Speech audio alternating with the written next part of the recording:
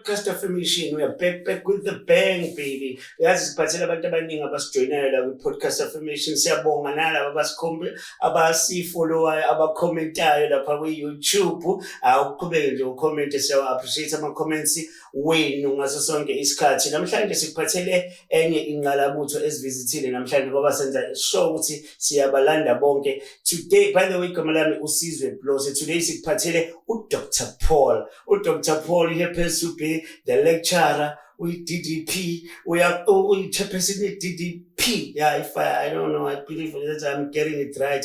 Uphinde futhi abe analyst, political analyst esebenzele ama-radio stations ahlukahlukene. Ngicabanga ukuthi uzosinforma nje ukuthi i-DDP yenzani and all the stuff. A very good morning, Mr. Paul.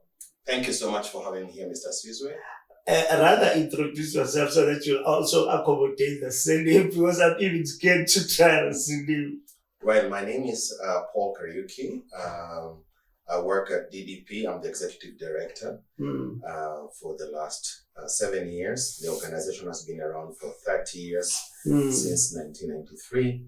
And the nature of our work is building capacities for civil society and citizens to interact with the political parties and create opportunities for convening and dialoguing on issues of national importance and to ensure that citizens and civil society can hold them accountable. Is it all over the country or you are focusing in KZN? Even though we are based here in Durban, where is our headquarters, we work across the country through partners. And in the last 6 years now, we're working in the SADC region, that is Southern African Development Corporation region, with 7 countries. And as from last year, we are working up to west of Africa with another 10 countries. So we are working here locally in South Africa, based in Durban, but our work actually stretches up to West Africa, Senegal, and Ghana. What exactly are you doing, if I may ask? So in South Africa, we are focused on 8 areas of our work, which is political parties capacity building in terms of engaging with civil society and citizens at all levels of governance, that is from local to provincial to national, through various government agencies and departments that need to advise and engage with citizens on areas of service delivery, accountability, and good governance. So it's about capacity building? Largely, but we create platforms for engagement through public forums and dialogues at community level and at the national level with specific institutions of government. So also get invited by political organizations? We do that.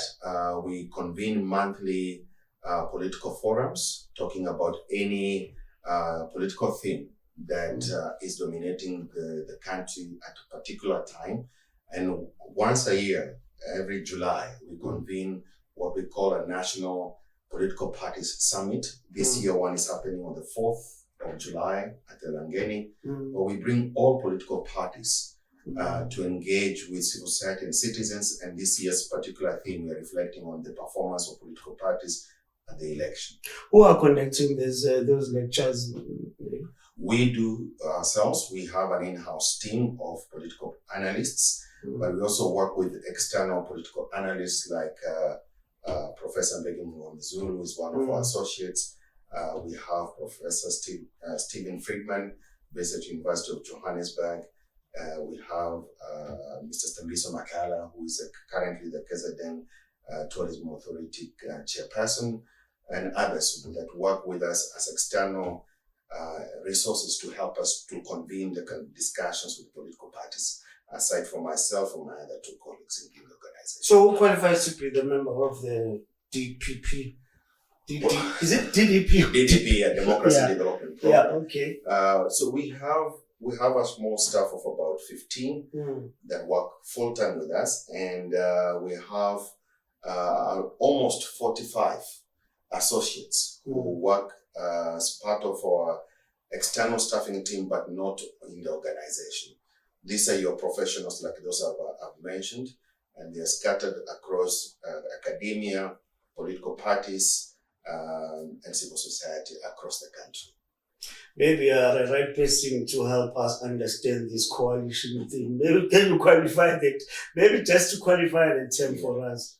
Yeah, so coalition in the basic definition of it is where political parties agree on a national interest theme or themes and a vision, and agree to suspend their individual political parties' interest for the sake of the national interest. Such coalitions are... This has got nothing to do with ideology. It doesn't have anything to do with ideology or philosophy. It is just about a national vision that is compelling enough to allow every political party agree to support, working together to make it work. Dr. Paul was still about this and that, politics was still about this and that, the democracy development program. Yeah, and sizokuthola konke ungabhodla futhi ukuthi uyasilandela laphana kwi-Facebook page yethu, uphinde futhi usilandele laphana kwi-YouTube, ulike, usubscribe. Please tell your friends about us, ubabize bonke bazobona ukuthi senzani kule ndlu le. Before I was interrupted and so forth, I was just double checking. Like there are those organizations on the left and those on the right. Can they measure in terms of this thing called a coalition? They can come together and work together based on a shared value system about what they think a country should do and where it should go. And the only common denominator is that they share in that compelling vision of how they can contribute individually to this one collective formation that will meet the expectations of the citizens, at the same time help the country to grow forward in terms of economic development and its partnerships with the rest of the world. I'm asking this question because there was this hallubalu about the DA and the ANC merger, no? Yes, of course, is still a moving story about the relationship between these two political parties because of the historical past of our country. We must not shy away to say that the African National Congress was established and formed, liberated this country so that everybody could have an opportunity to access to the mainstream economy, be valued for being just South Africans and not because of their race, not because of their gender and all those other things that have divided us. As opposed to the Democratic Alliance as a party, that we know that it will influence a certain particular interests that do not accommodate everybody, and everybody here, particularly the African Black community. And so the divisions that we've seen so far in terms of negotiations, how this alliance is causing a lot of anxiety, it's because of that historical past. There is still a gap in knowledge and in practice from the Democratic Alliance point of view to really convince the rest of the country that they have the interests of the previously marginalized community and especially African Black community, that they have their interests at heart, even in an alliance with African National Congress. But here it's in Africa, let me say in Africa, before we move out, do we have a country that is practicing coalitions? Unfortunately, we do not have. If we had, we could have gone back to those countries and asked for guidance and use them as examples to help us carve this difficult path, what I'm calling even uncharted waters. Because coalitions are different from government of national unity. And I think maybe it's important also to clarify that. A government of national unity, it's where there is predetermined agreements on why we need to converse together so that we can chart a political path that allows political parties to come together and work in the best interest of the country, as opposed to a coalition where a coalition is an agreement-based political arrangement for political parties to agree that they have something that can contribute together towards a national development or a national vision. What has happened in South African situation out of these elections, political parties have been left with no choice but to agree to work together irrespective of the discomfort that the voters have put them in. While it's an important aspect also to underscore that the voters, through the vote and the electoral outcome, have indicated that it cannot be business as usual for the country. And the dissatisfaction has been expressed through the outcome of the election vote. So what happened is that it has caught political parties on a back foot, so to say, because there was no prior agreement of how they could work together should the electoral outcome be opposite of what we've seen. There is no outright winner. So in Africa, we've had several examples of governments of national unity which have not worked, even those ones. Yeah. Because in this absence of agreements of working together, the conversation is not about... Maybe I'm sorry to interject. You can even include South Africa on that one. Because I think post-94, Yes. we tried to practice the Nelson Mandela and the president declared first deputy president as well as Thabo Mbeki. Yes. It didn't work. Why are we going back to the very same road that we... I think for this outcome, there was no previous arrangement that we even foreseeing that we can actually head to where we are today as political parties in general. There was already, pre-elections rhetoric where you would hear certain political parties saying, we are winning outright.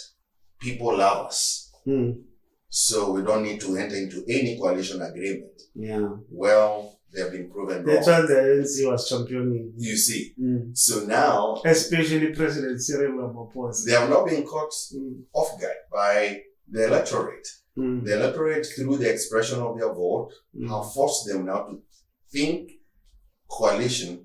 And because there is no prior agreement, because GNUs, the Government of National Unities, including coalitions, they all function on the basis of prior agreements. Oh, okay. Should we not win, this is how we want to foresee our engagement with other political parties.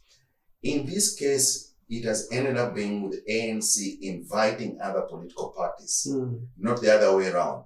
The other way around being if there was an agreement prior to elections with foresight that the electorate can choose not to give any one political party an outright win. The agreements would have done then.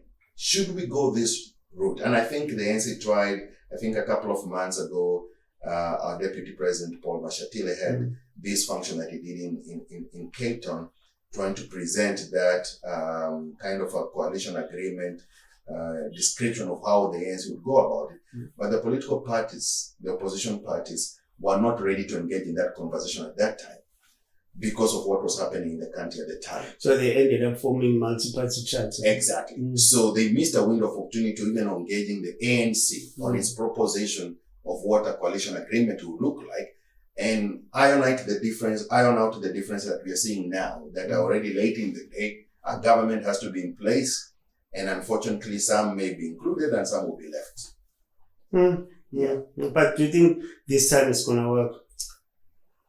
It's still, for me, a moving, it's a moving target, because after today, with election of the president and the speakers in the different legislatures, there is still conversation that are not finalized about so who takes what docket. And because we don't have an agreement, our conversation now goes about positions. Because if I brought this X amount of block into this coalition or GNU agreement, I'm expecting to have the best of the best dockets.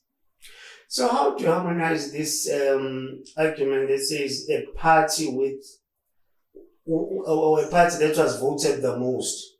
I'm trying to come back here in KZN. It's got MK party that was voted the most. I think it's just got 37 votes. Yeah. 45%. Yes. And then 37 seats in the legislature. Yes. But it looks like, or apparently it's not going to run the government. Yeah. That is one of the challenges that we're going to learn. Unfortunately, we're going to learn in practice. And it can go either way. So scenario one is exactly as you've described. If all things were equal, MKP should have led this province because of the number of votes that it received from the public, and it seems that the public wanted the party to lead. But in politics, there's no one linear way of doing things. And so now the alternative scenario 2 is that we're going to have a coalition governance now with all these political parties that don't like each other, but have to find each other for the sake of leadership. Now, what that will mean and translate in practice is still yet to be seen. However, one would suspect that the ongoing conversations about what is in the best interest of this province will be perhaps the guiding framework for the conversation, as opposed to who takes what docket. Because should, for example, MKP decide to get back into government or get back into governance of some sort, aside from being the official opposition, it might demand to be given certain dockets because of what it's bringing into the governance. But the coalition partners may refuse and say, you are not part of the government, you're actually opposition. Maybe you just sit there, hold us accountable for what we are presenting as our plan for KZN. The potential for conflict today in terms of ideological agreements and disagreements is there. And since, there is nothing formalized even to know on paper to see who's agreeing on what, makes it even more anxious for our province, because our province has gone through a cycle of instability, from climate change effects to political differences, and now lately we are seeing that even service delivery has taken on the back foot. We are not so much of an investor-friendly province at the moment. And so all those things has to be factored in when you are arranging a government, because how you present your government to the rest of the world, including the investor community, may mean either we advance as a province or we remain where we are with the possibility of drifting back to. But again, if I may check with you, Doc, there is this situation that is happening in our politics, especially with the MK party, because MK, it seems as if it's the talk of the town. Yes. They've attended the legislature opening of the legislature today. Yes. But they're not attending the national one. Yes. What can we read on that one? I think from the national point of view, the party is still interested, first of all, to resolve their ongoing view that they have that they've been cheated in this election. They have, presented a compelling argument that they would like their votes to be relooked at. The Independent Electoral Commission has not come on board to solve that project. And until that is posted, is settled in a manner that presents the MK party with some satisfaction that their concerns have been heard and attended to in the manner they expect as a party, I don't see them assigning themselves to the National Assembly first. I know they will. I have suspicion that they will go there at some stage. Do you think there's do we have a possibility of a rerun? That has been explored and is being spoken about in different quarters as a possibility if the party will be given the opportunity to produce its evidence, because right now no evidence has been produced to be tested. Should that happen and is satisfactorily proven by either the electoral court or any other court that might decide to present that to, then the possibility of a rerun could be there if should there be a compelling case that surely there was something around their votes, and therefore there is no outright winner in whatever case may be. And for the sake of fairness and for democracy, that could be a possibility. Of a rerun. Yeah. Other people believe that chances are very slim, though. It depends on the legal, once it gets into the court space, it's now about the legal perceptions and argumentation versus the evidence produced by the party. Should there be a situation that would lead to a conclusion that a rerun is the only way to solve this matter amicably for the sake of the peace in the province and for the sake of parties working together, including MKP, because it cannot be wished away. The electorate has given MKP a particular mandate, hence their outcome. So it cannot be wished away. It has to be an active player in all these conversations, including to arriving to a plausible conclusion that either they confirm that whoever is being perceived to be the outright winner in the province forms the government of the day, or scenario B, if the votes that MKP says they were due to them but never got to be counted and things like that, then there has to be one way to create a way of saying, for the sake of peace and our democracy, we're going to rely on this. MKP cannot be wished away. Yeah, that's a fact. By the way, KZN, saying it's KZN, we are all over the world, though. Sisehleli naye Dr. Paul usitshela about this and that, ngendaba ye-politics of the day, because it's concerned ukuthi kwenzakalani kwipolitiki, because ipolitiki iyona esenza sicacele ukuthi siyayithola yini izinto esiyifunayo njengabahlali, because bezivota sisuke sivotela izinto ey'njalo ukuthi uhulumeni asisize ngalezi zinto esisuke siyifuna. If kungenzeki sikhala ey'mathonsi. Ungakhohlwa ukusilandela, ulike and subscribe epage lethu le-YouTube, wenza isiqiniseko sokuthi uyasilandela, because kubalulekile ukuthi wazi ukuthi senzani. Bobhekisisa kahle sibalanda bonke abantu abathinta izinto ey'balulekile ezweni. Bengikubalela silande abantu abaningi kwi-entertainment, silande abantu abaningi kwi-politics nakwi-business. Siyaqhubeka sisakwenza lokho, but-ke okwamanje sisahleli no-Dr. Paul. Back to DDP. Do you train journalists? We do that. We've been doing that for the last 25 years now, working with different media houses within the province. I think we were also the first organizations way back in the mid-2000s that helped the establishment of the KZN Community Radio Forum. It was housed in our building. They ran there an office for almost 10 years until they shifted bases and they relocated to other spaces.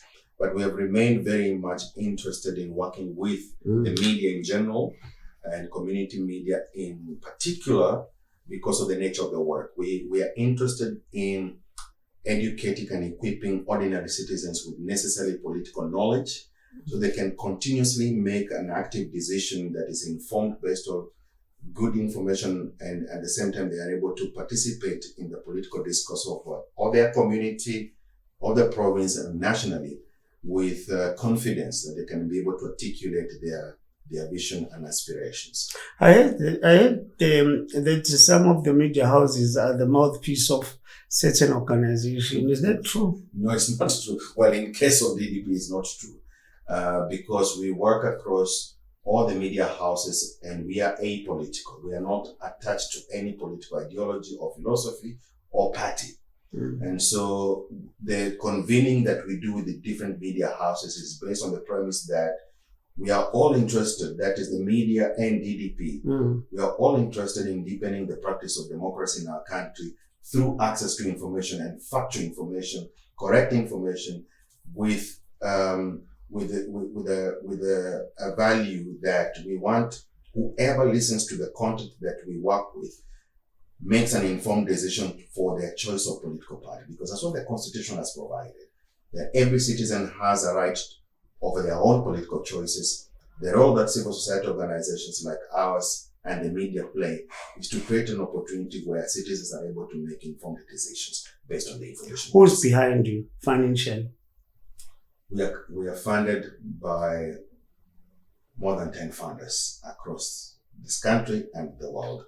We have local funders. But I heard that some of the funders have a political interest in this organization. Our co-founder from the inception is a German political foundation called Konrad Adenauer Stifter. And just like DDP, they are not attached to any political interest except of funding DDP's community engagement and political parties capacity building. However, what they do as a foundation does not affect what we do as an organization. So they have their political programs that they work with different political parties in the country at the national level, and that does not involve the work of the Democracy Development Program. They run that on their own with whichever political parties are of their choice, because they are a political foundation. And most of the political parties in the country actually affiliated in one way or another with other political foundations from the rest of the world. And so what they do at that political space is just to convene certain programs for political parties, and they don't just do that in South Africa, they do across sub-Saharan Africa. But we, DDP is the only organization that they have put together in terms of supporting the deepening of democratic practice at community level. Before we end this discussion, let me just check, how long have you been here in South Africa? Now it's my 25 years now since I've been in South Africa, and I call it home now, my second home. What is your take on illegal immigrants? First and foremost, I think it's very important to clarify that anybody who's new to be in the country must be in the country legally. It's any practice all over the world. It's not a South African issue. Nobody can live in any country if they're not legally there. So anybody who lives in the country by choice or by circumstance to be outside the parameters of legal prescripts, then that person should be in trouble with the law. So you are not surprised if some of the leaders are saying they must go. No, I'm not surprised, because if it's justified that particular individuals are in the country because they have not been able to formalize their stay, and they have proven that they have tried to enjoy the system, there is no country that allows that. And I think those political parties who promote that narrative, it should go beyond just political rhetoric, because that confuses the rest of the public. I think the message is that if somebody is in the country and has not been legalized to be here, it should be looked at holistically. Yeah. So, is that person being processed by the Department of Home Affairs? If the case is yes, why have they not been allowed to do what they should to legalize their stay? If that has been done and they have chosen to cheat the system, then that person needs to be, exposed to the legal parameters of the country. It's a standard procedure anywhere in the world. That if you have to be in a country, you have to be legally there. And if you're not legally there, then you're in trouble with the law until you justify the reasons, whether it's a systemic problem where the system does not facilitate your stay, or it's because you have exceeded your stay and you've not gone back to regularize your stay. If things are done legally without prejudice, this problem can be solved. But as we've seen lately, the Department of Home Affairs, the minister has been very, active in also sorting the systemic challenges within the department, where we've seen certain corrupt officials being taken, suspended, some even exposed to legal processes for facilitating illegal stay of people. And I think when the system is cleared like that and it's a fair process, everybody should legalize their stay. Yeah, before we conclude, let us go back a bit in this coalition, because coalition government, those are the buzzing words of late. And let me just check, do we have countries around the globe who are practicing a coalition? Yes, we have, for example, Denmark, we have Netherlands, we have Germany. They have done successful coalition governing. And their arrangement is purely based on prior agreements of what is in the best interest of the nation. Whenever they will convene a government to co-lead or co-govern, there's already prior agreed agreements. They don't wait until an election happens, then is when they agree. These agreements are done before an election, because they already, in such countries, you will already find the groupings of political parties along particular themes or discourses of their country. So they make their coalition work because they have already done the work before the work. The work means now, when an election happens, they just go quickly back to what they had already agreed, and within a month or so, a government is set up and things are running. What has happened in most of the countries, the rest of the world, including now our country in South Africa, is that we don't have those agreements in place. So our conversations about political parties are still around my position, my docket, and things like that. We've not even heard about the national compelling vision that really galvanizes political support from everyone to to support the country going forward. Doc, you're doing a lot. You're a lecturer, contributor, some different media houses, columnist, Yes. DDP chair. Yeah. You're doing a lot. Do you get time to relax or leisure? I have to make it because I have a family to make it work. But also at the same time also is that I don't work alone. I'm surrounded by gifted and equipped individuals who are very good in their area of work that make me deliver on that significant mandate that I have from an academic point of view. I'm in spaces with universities where I'm allowed to flourish in my area of interest, and that makes it easier. When you do things around the area of interest, it doesn't feel like work. And then in terms of the media engagement as a political analyst, I've developed the relationship over time with different media houses where we agree in advance what I need to do and when. And so we're trying to create some level of stability in terms of my scheduling. So I don't get to be called tomorrow morning for an 8 o'clock show that just gets from nowhere. Okay. Yeah, so there is that kind of agreement, but that has come over time of developing a relationship of trust.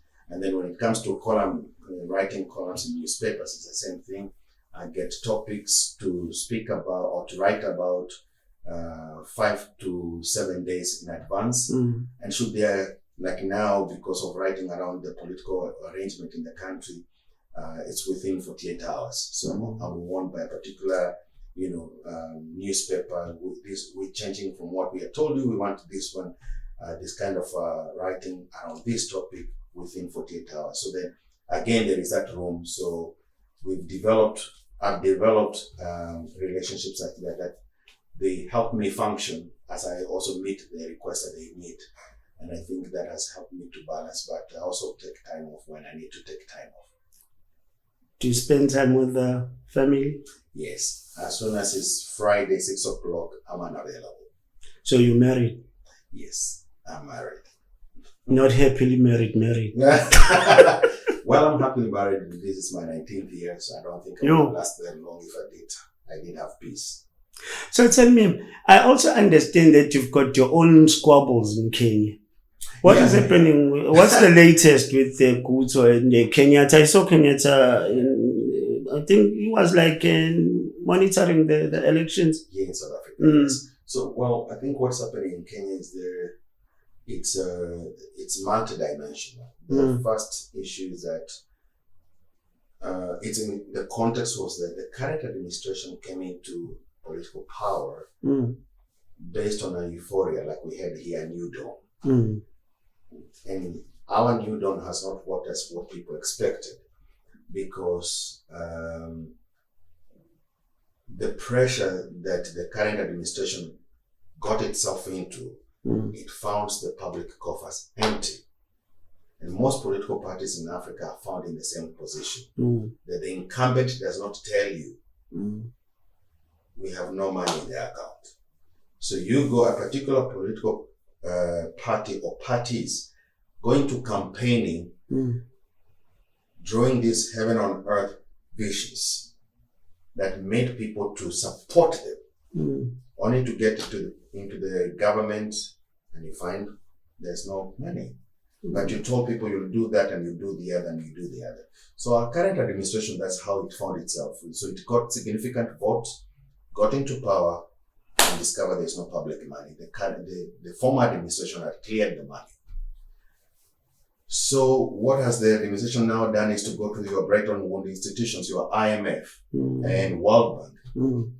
And shamedly, the country is spending up to 72% of GDP to pay loans. So we are left with probably 20% to cover everything else, which is practically impossible. And that's probably one of the big traps on the African continent, where we are seeing most countries are caught up in that debt trap.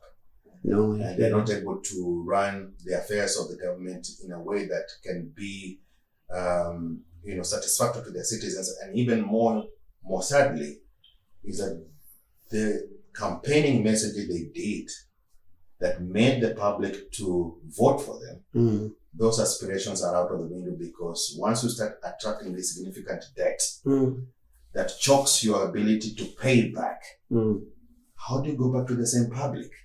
Because they don't want to hear that story. So what has happened in the third thing that has happened in Kenya is that now the government has resulted in overtaxing people. And that's recipe for social revolution. True. Tell me again, there's one thing that I have to understand before we close.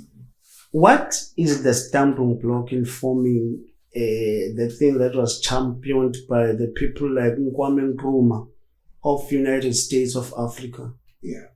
I think I need to let you know also that DDP is a chair of a network of African think tanks that work in the area of politics and governance that covers 17 countries on the continent. So I'm currently the chair of that network, and what we do is to produce research around issues of democracy, political parties, and accountability and things like that. That question is one of the questions that we are working on a book that we're going to be releasing later this year. But just to give you 3 main reasons. Our forefathers, political forefathers, had sincere interests of the African people and African countries. Our current crop of leaders have moved from that. It's now personal interests and what I can get while I'm in power. One of manifestations of the movement from that ideal is what we are currently seeing in some countries on the continent of extensions of presidential terms while in office. And we have a few countries that have decided to do that, whose presidents now are serving the 4th, 5th, and even 6th terms. And that has moved our continent from where our forefathers foresaw. So that is the first reason. The second reason, our forefathers were more interested in developing their countries economically with sincerity that it was for the best of their people, their citizens. What has happened now? We have a crop of leaders that have allowed international interests to outmaneuver national interests. Hence now we are talking of things like the debt trap, because our crop of leaders over time have refused, or maybe genuinely, deliberately not wanting to improve in-country revenue and economic growth to support and to generate sufficient revenue to run the country without depending on external actors. If you look at any African country of your choice, look at the mineral wealth, look at the arable land they have, and surely brilliant human capital. Majority of African professionals are working in the north and in the west, who could be driving the same level of innovation leadership in their own countries, but because conditions are not conducive to support such professionals, we have serious brain drain from the continent. And that reduces their capacity to function effectively. And the third reason is that we have not done, our forefathers were very much interested in equipping citizens with knowledge to co-govern with them. Our current crop of leadership in Africa is not interested in that. In fact, they are happy when you are ignorant, because you can't ask questions. And if you ask questions, you become gullible. Exactly. And if you ask questions, they have small rooms to take you there. So that disconnect between political leadership and their citizenry is purely informed by strategic political decisions to keep our people uninformed. And if you keep people uninformed, you insulate yourself from accountability. And then you create these other legal prescripts where if media practitioners, for example, start talking too much about certain things that they're putting light on, you close it down. We have seen African countries, some of them even going to the extent of switching people off from internet Yeah, I think they call you names like Clever Blacks. Wow. You say it. It's been real, folks. Your parting shots? My parting shot is to say that as South Africans, we must not give up on our democracy. The fact that we've seen new entrants of political parties into the space means that our democracy is alive and very active, and it's important that we create room for growth, as our political parties have done, to temper with old age traditions and conventions that only one political party can lead us.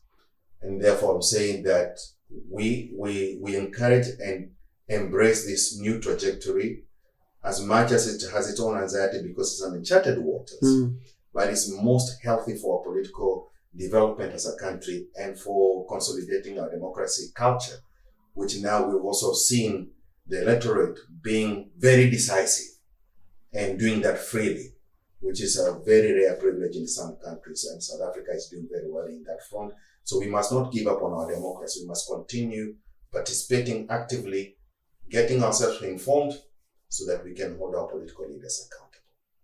We must not give up on our democracy. It's been real, folks. Don't you dare do what I wouldn't do. If you do it, please take pictures. See you in 7. Thanks. Thank you so much.